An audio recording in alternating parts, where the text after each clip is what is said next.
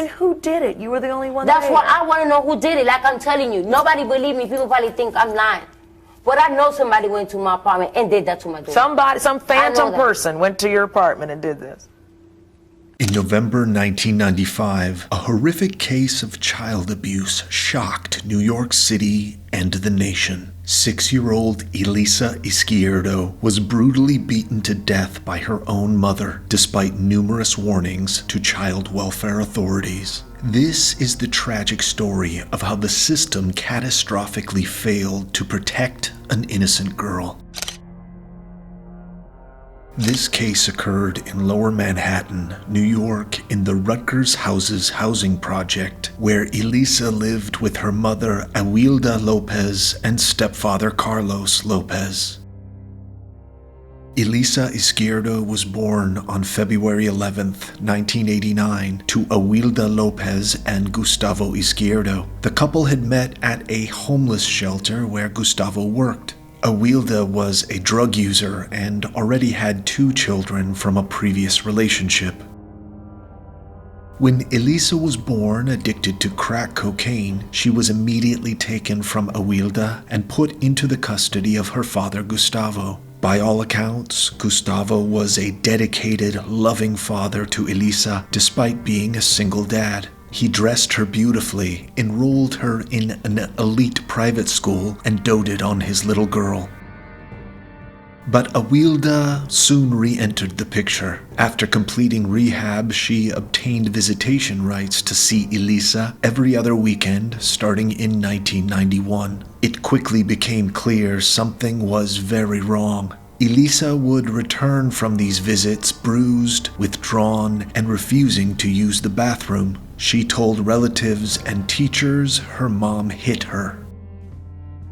Gustavo fought to end the visits, documenting the abuse, but family court allowed them to continue on the condition that Awilda would stop abusing Elisa. Even royalty tried to intervene. Prince Michael of Greece, a patron of Elisa's school, offered to pay her tuition and wrote letters opposing returning Elisa to her mother. But the system was set on reuniting Elisa with Awilda. In May 1994, Gustavo was diagnosed with terminal cancer. As his dying wish, he planned to take Elisa to live in Cuba where Awilda couldn't hurt her. But he passed away before he could make that happen. Elisa had lost the only real protection she had. Awilda immediately petitioned for full custody upon Gustavo's death. Despite Elisa's teachers warning she was in danger, the family court judge granted custody to Awilda in a decision advocates said put too much emphasis on parental rights over child safety. Elisa's cousin Elsa filed for custody to save her, but lacking an attorney, she stood no chance against Awilda, who now had a persuasive lawyer arguing her case. In a fateful decision, Elisa was handed over to the mother she feared.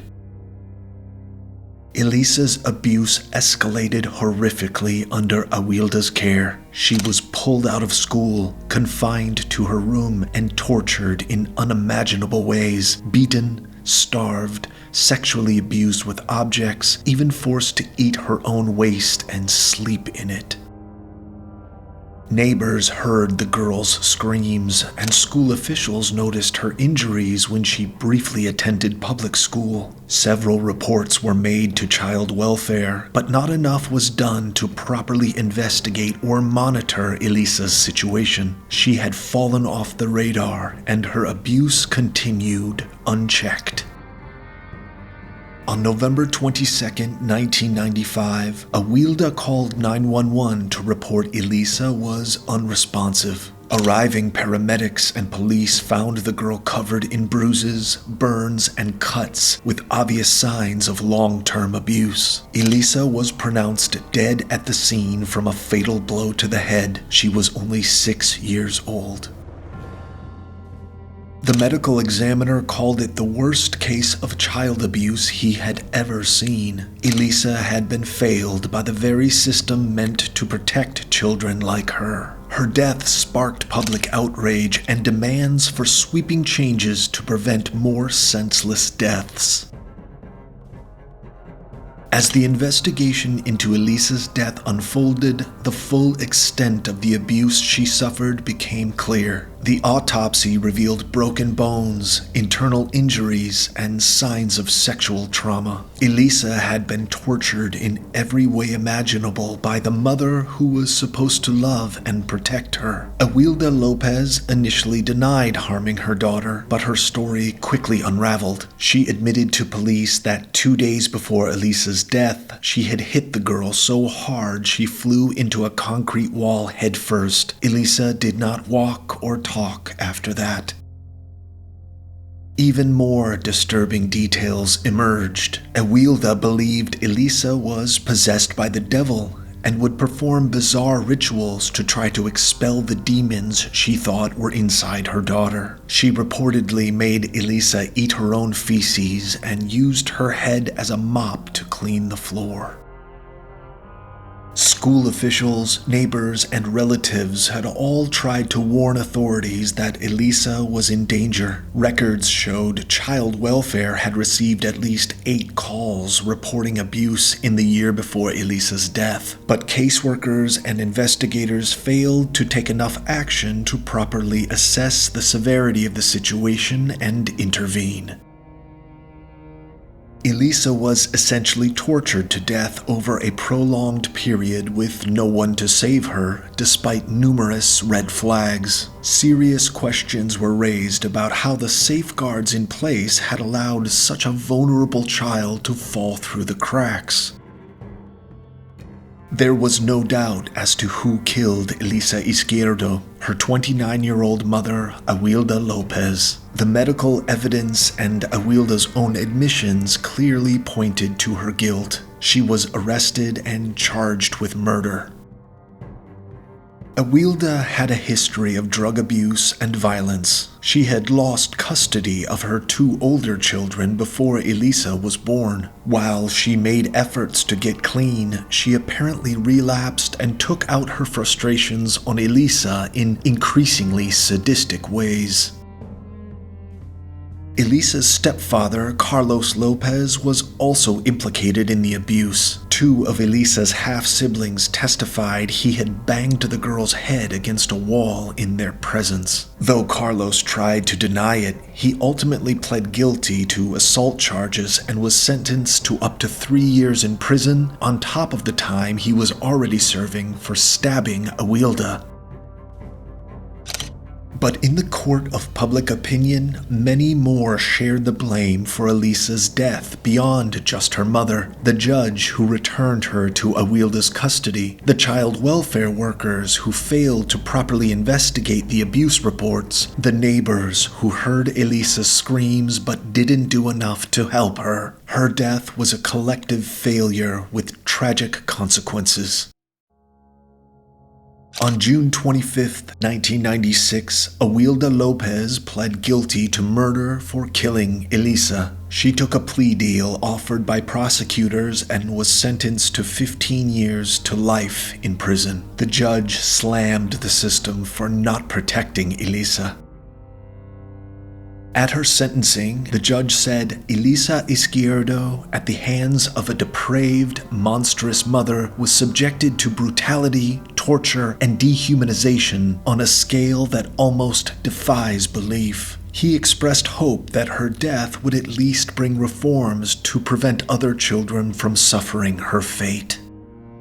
Those reforms did start to take shape. Mayor Rudolph Giuliani created a special commission to overhaul the city's child welfare agency. Elisa's law was passed to require more transparency around child abuse cases, but advocates said there was still much more work to be done.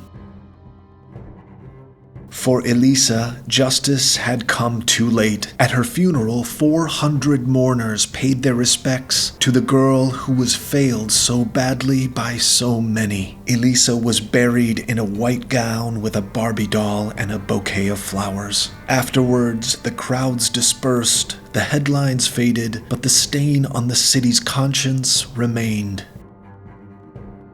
Awilda Lopez comes up for parole periodically. At her 2020 hearing, after serving 25 years, parole was denied. She will never be free from prison, but Elisa will never be free from the torture inflicted on her in her short, sad life. All society can do is learn from her story and work to ensure no other child endures such cruelty.